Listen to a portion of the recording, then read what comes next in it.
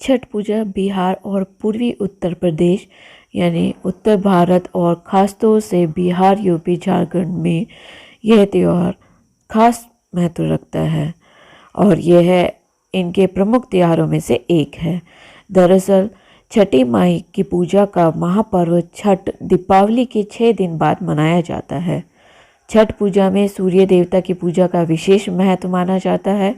छठ का व्रत सबसे कठिन होता है और इस व्रत के दौरान लोग 36 घंटे तक खाना और पीना नहीं खाते।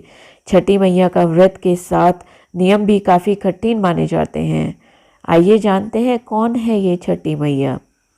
कार्तिक महीने की षष्ठी को छठ का त्यौहार मनाया जाता है।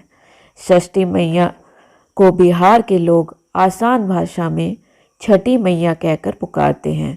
मान्यता है कि छठ की पूजा के दौरान पूजा जाने वाली छठी मैया सूर्य देवता की बहन है, इसलिए लोग भगवान सूर्य को प्रसन्न करते हैं। छठी मैया की पूजा संतान प्राप्ति के लिए भी की जाती है।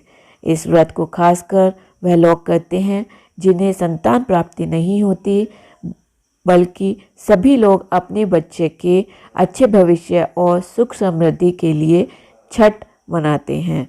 वही माँ दुर्गा के कात्यायनी देवी को भी छठ माता का ही रूप माना जाता है।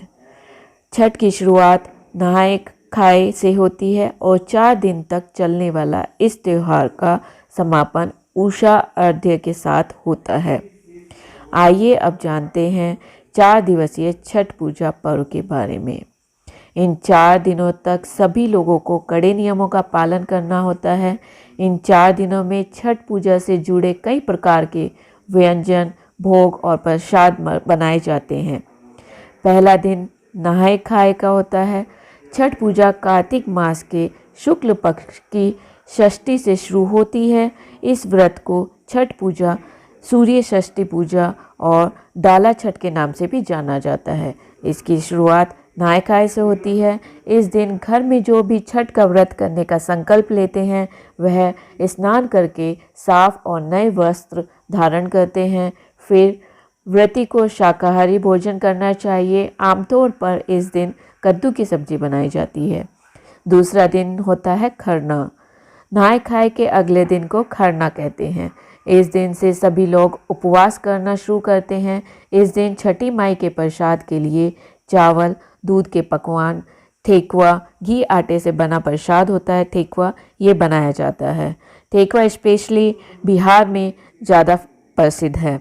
साथ ही फल सब्जियों से पूजा की जाती है। इस दिन गुड़ की खीर भी बनाई जाती है। अब आता है तीसरा दिन, जिसे संध्या अर्घ्य के नाम से भी जाना जाता है। हिंदू धर्म में यह पहला ऐसा त्यौहार है जिसमें डूबते सूर्य की पूजा की जाती है।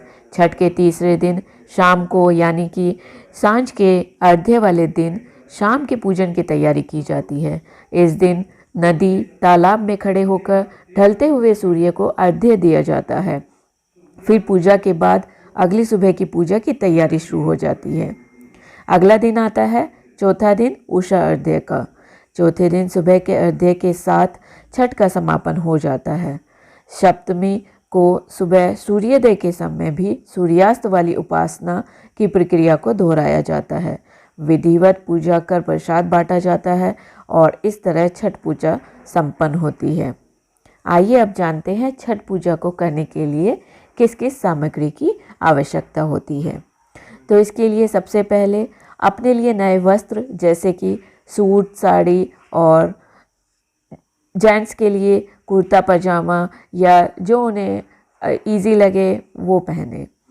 दूसरा आता है छठ पूजा का प्रसाद रखने के लिए बांस की 2 बड़ी बड़ी टोकरियां खरीद लें। फिर सूप, ये बांस या फिर पीतल के भी हो सकते हैं। उसके बाद आता है दूध तथा जल के लिए 1 गिलास, 1 लोटा और थाली लें। उसके बाद 5 गन्ने जिसमें पत्ते लगे हुए हों वो लेने चाहिए। नारियल हो जिसमें पानी आता है, पानी वाला नारियल। और हमें चाहिए चावल, सिंदूर, दीपक और धूप, हल्दी, मूली और अदरक का हरा पौधा चाहिए। बड़ा वाला मीठा नींबू जिसको डाब भी बोलते हैं, शरीफा, केला और नाशपाती, शकरकंदी तथा सुथनी, पान और साबुत सुपारी, शहद, कुमकुम, चंदन, अगरबत्ती या धूप भी जिसे कहते हैं तथा कपूर। मिठाई चाहिए गुड़, गेहूँ और चावल का आटा। ये सब सामग्री हमें छठ पूजा के लिए चाहिए। अब जानते हैं छठ पूजा की विधि। छठ पूजा से पहले निम्न सामग्री जो भी हमने ऊपर बताई हैं इनको आप ले लें और फिर सूर्य देव की को विधि विधान से अर्घ्य दें।